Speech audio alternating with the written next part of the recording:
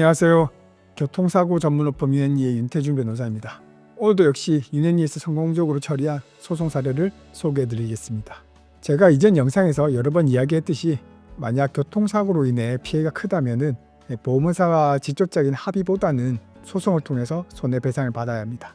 오늘 사례는 바로 그 이유가 되는 사례입니다. 이 사건은 교통사고 피해자가 식물인간에 준하한 상태로 판정된 이후 1차 소송에서 손해배상을 받았습니다. 그러나 1차 소송에서 인정된 여명이상으로 추가로 생존함에 따라 2차 소송으로 간병비와 치료비를 청구한 사례입니다.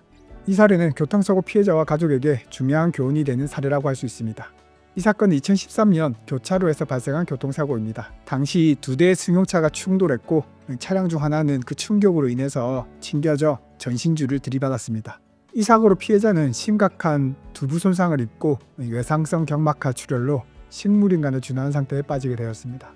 결국 피해자는 의사소통이 불가능하고 위장관 튜브로 유동식을 섭취하며 대소변 처리, 체위 변경 등 기본적인 생활에서도 전적으로 간병인에게 의존해야 했습니다. 사고 당시 피해자는 60대 초반으로서 1차 소송에서는 여명 기한이 2020년 1월까지로 평가받고 약 2억 7천만 원의 보상을 받았습니다. 그러나 가족분들의 헌신적인 간병과 현대의학의 도움으로 여명 기간 이후에도 계속 생존하였습니다. 이에 따라 피해자에게는 추가 치료비 및 간병비가 필요해졌고 가족분들은 저희 유넨리를 찾아서 추가 소송을 의뢰하시게 되었습니다. 저희 유넨리에서는 추가적인 간병비와 치료비를 제대로 평가받아 정당한 보상을 받을 수 있도록 도와드리는 것에 최선을 다하겠습니다. 1차 소송에서는 보험회사 측은 피해자가 동승자였다는 점과 사고 당시 안전벨트 착용 여부가 확인되지 않았다는 점을 근거로 피해자에게 과실이 있다고 주장하였습니다. 동승자가 운전하는 사람에게 안전한 운전할 것을 요구해야 했었다는 것인데요. 사실 아주 특수한 상황이 아니라면 동승자에게 안전운전을 촉구할 의무가 있다고 하는 것은 어렵다고 생각됩니다. 법원 역시 동승자에게 안전운전을 촉구할 의무가 있다고 보기 어려운 점, 안전벨트를 착용하지 않았다고 인정하기 어렵다는 점을 근거로 피해자에게는 아무런 과실이 없다고 판결하였습니다. 보험회사는 2차 소송에서도 주장을 되풀이하면서 피해자에게 과실이 있다고 이야기했는데 이러한 주장은 1차 판결의 기판력에 의해서 배제되었습니다. 사실 1차 소송이 있었기 때문에 과실에 대한 다툼은 쟁점이 될 수 없었고 이번 소송에서 가장 중요한 쟁점은 피해자의 기대 여명과 간병 필요 시간 그리고 이에 따른 간병비 산정이었습니다. 즉 피해자가 얼마나 더 살 수 있을지 그리고 그 기간 동안 간병비가 얼마나 더 필요할지가 가장 중요한 쟁점인 것이었습니다. 감정 결과에 따르면 피해자는 최소 하루에 16시간, 즉 하루 성인 2명의 간병이 필요한 상태로 평가되었습니다. 보험사는 간병인이 하루에 1명이면 충분하다였고 저희는 2명이 필요하다로 다툰 것이었습니다. 또한 보험회사 측은 코로나19로 인해서 피해자가 병원 진료를 받지 못한 점을 들어서 향후 치료비가 과도하다고 주장했습니다. 하지만 저희는 코로나19 특수 상황에서 피해자가 치료를 자의로 받지 않는 것이 아니라 받을 수 없는 상황이었음을 강조하면서 감정 결과에 따라 향후 치료비가 책정되어야 된다고 재판부를 설득했습니다. 보조금 비용 역시 감정인의 판단을 존중해야 된다는 법원의 기존 판례를 근거로 내세웠습니다.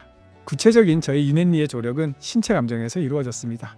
이 사건 소송이 진행될 당시에 피해자는 지방에 거주하는 중이었고 이동이 어려운 상황이었습니다.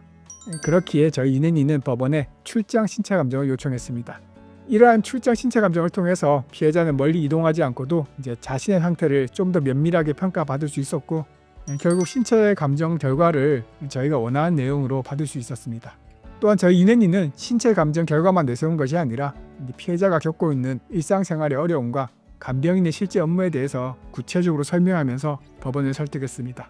물론 이 사건과 유사한 사례 및 판례를 통해서 피해자의 요구가 합리적임을 강조했습니다. 결국 법원은 2023년 이 피해자의 향후 여명을 2026년 11월까지로 인정하면서 총 5억 원의 화해 공고 결정을 내렸습니다. 이 금액은 1차 소송 판결액인 2억 7천만 원의 약 2배에 달하는 금액으로서 개호비와 향후 치료비를 포함한 금액이었습니다. 이번 판결은 피해자와 가족들에게는 경제적 안정과 심리적 위안을 제공하였다고 생각합니다. 특히 가족들은 피해자의 간병과 치료에 더욱 집중할 수 있게 되었습니다.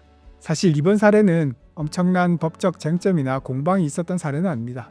다만 장기적인 간병과 치료가 필요한 교통사고 피해자들에게는 중요한 메시지를 전달하는 사례입니다. 만약 처음에 소송을 통해 손해배상을 받지 않고 보험회사와 합의를 하였다면은 이러한 추가적인 손해배상을 받을 수 없었을 것이고, 피해자는 물론 그 가족들 역시 경제적으로 어려움에 처하게 되었을 것입니다. 그렇기 때문에 간병이 필요할 정도로 큰 피해를 입는 경우는 이제 소송으로서 손해배상을 받아야 하며, 이번 사례는 실제 추가 소송을 통해서 필요한 손해배상을 받을 수 있다는 점을 보여준 좋은 사례라고 보여집니다. 저희 윤혜니는 피해자의 권리를 끝까지 보호하며 가장 유리한 결과를 이끌어내기 위해서 노력했습니다. 또한 이번 소송에서 인정된 여명 기간 이후에도 피해자가 계속 생존하신다면은 역시 추가 소송을 통해서 손해배상을 받을 수 있을 것입니다. 오늘은 이제 추가 소송 사례에 대해서 여러분께 말씀드렸습니다.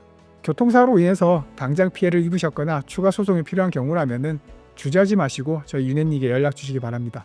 저희는 24시간 의뢰인을 위해서 노력할 준비가 되어 있습니다. 시청해 주셔서 고맙습니다.